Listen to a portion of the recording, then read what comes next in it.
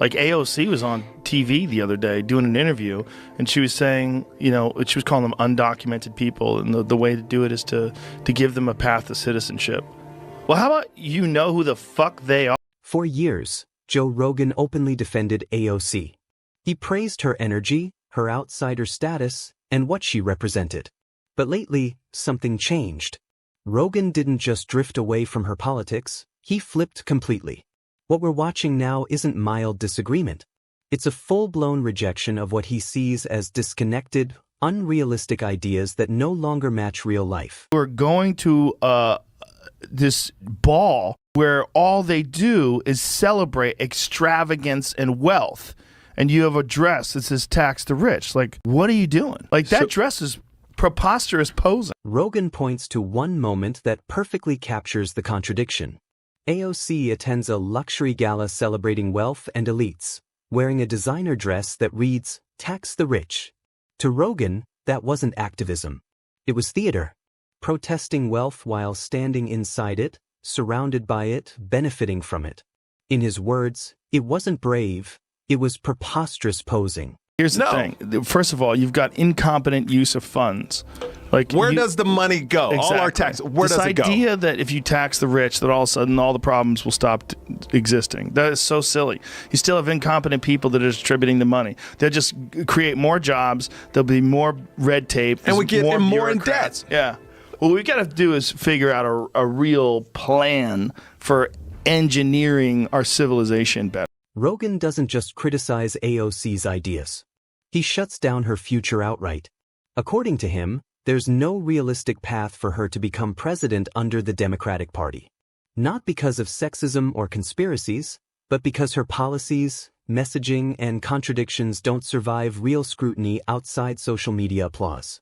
One of my favorite interviews was when AOC was talking to that lady and she asked her to expand. About Israel-Palestine? Oh my God. Well, I believe absolutely in Israel's right to exist. She just collapsed into herself? It's literally like a fifth grader that didn't study. Looked at that incident more through just as an incident. And then they ask you about the subject, or you didn't read the book. Well, you know, it's about Billy and his dog. What people are starting to see, at least in the occupation of Palestine, is... But the crazy thing about that interview is that, so her first comment comes off with like total authority. I am a proponent of a two-state solution. One little follow-up question. Question's like, well, what do you mean by that? And then you just see her get weaker and weaker. You use the term the occupation of Palestine. What did you mean by that? But what do you mean about that? She's like, I don't know what I'm talking about, man. Yeah. And she literally goes, I'm really not the expert. Do you think you can expand on that? I am not the expert on geopolitics on this issue. She just gave. Rogan's biggest issue isn't compassion, it's competence. He argues that taxing the rich won't magically fix society if the government keeps misusing money. More taxes, in his view, just mean more bureaucracy, more waste, more debt. The problem isn't lack of funds.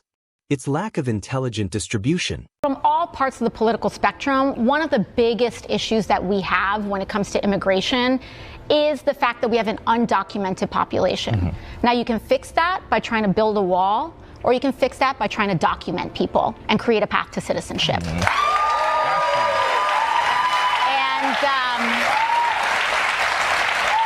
We'll have folks that might say, look at these systems, you know, that our shelter system has weight and things like that. But one of the reasons that our public systems experience weight is because people don't have a documented and reliable path to work and sustain themselves, just like all of our ancestors did and our grandparents. One interview changed everything for Rogan. AOC confidently declared support for a two-state solution until she was asked to explain it. With one follow-up question, her certainty unraveled. She hesitated. Like AOC was on TV the other day doing an interview, and she was saying, you know, she was calling them undocumented people, and the way to do it is to give them a path to citizenship. Well, how about you know who the fuck they are? Because if you're a person from another country, say if you're in Europe and you want to come to America and become an American citizen, you know, you're an architect or whatever, this is like a long, lengthy process. And they only take a certain amount of people every year. And you have to prove that you have a skill. There's a reason why you should be here. Mm-hmm. Then admitted she wasn't an expert. Rogan compared it to a student who didn't read the book but tried to fake the answer anyway. want to do it illegally, they'll give you money. They'll give you a cell phone. There's people in Mexico. What they're doing is, this is pretty wild, because there's a radio station in San Diego that is a Mexican radio station. This guy was on the Mexican radio station, is explaining how we do it. He's like, he's gone back 4 times that month. So every time he crosses over, he gets $2,000. He's gaming it. So he's gaming. He made $8,000 in a month from the federal government. AOC's immigration stance pushed Rogan over the edge. Her solution? Skip the wall. Document everyone. Create the path to citizenship. Rogan's response was blunt. How about knowing who they are first? He pointed out how legal immigrants face years of screening while illegal entry appears easier, and sometimes even rewarded. The most unintelligent billionaires I have ever met. Wow, she used to own a Tesla car. Damn, she don't own a Tesla anymore. She's the one that says he's the most unintelligent person she's ever met. Did she really say that? She really said that. Wow. This dude is probably one of the... Rogan shared a story that stunned listeners. A man crossing the border repeatedly, collecting thousands each time, gaming the system openly. Whether exaggerated or not, the point landed hard. Compassion without structure becomes chaos.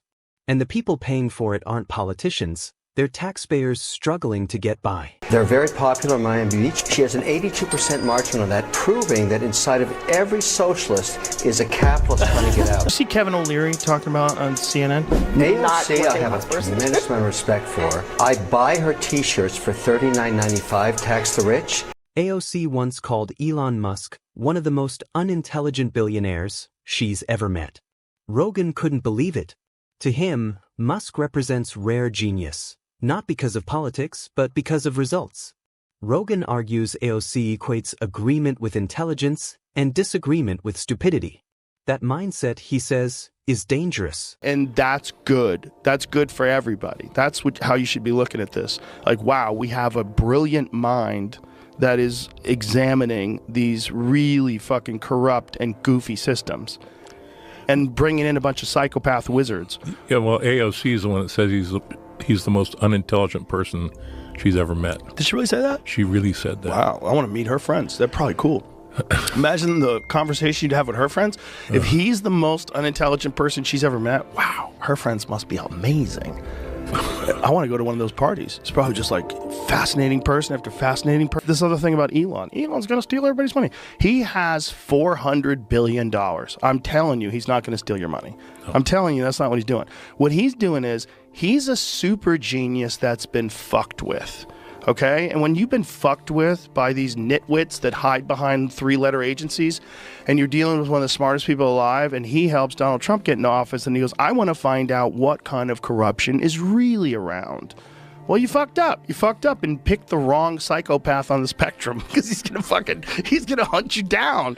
He's going to find out what's going on. Rogan highlights moments where AOC confidently misspeaks on basic legal concepts, like RICO laws, while lecturing others. For him, this exposes a deeper issue, loud certainty masking shallow understanding. In his words, it's the marriage of high self-esteem and low mastery, a defining problem of modern politics. You saw the pushback she got, and she came back and said, all you people that are saying, well, you're making $175 a year, to many people in America, you're rich. I'm not talking about people like me. I'm not rich. I'm talking about people that are worth in the hundreds of millions of dollars and the people that are worth billions.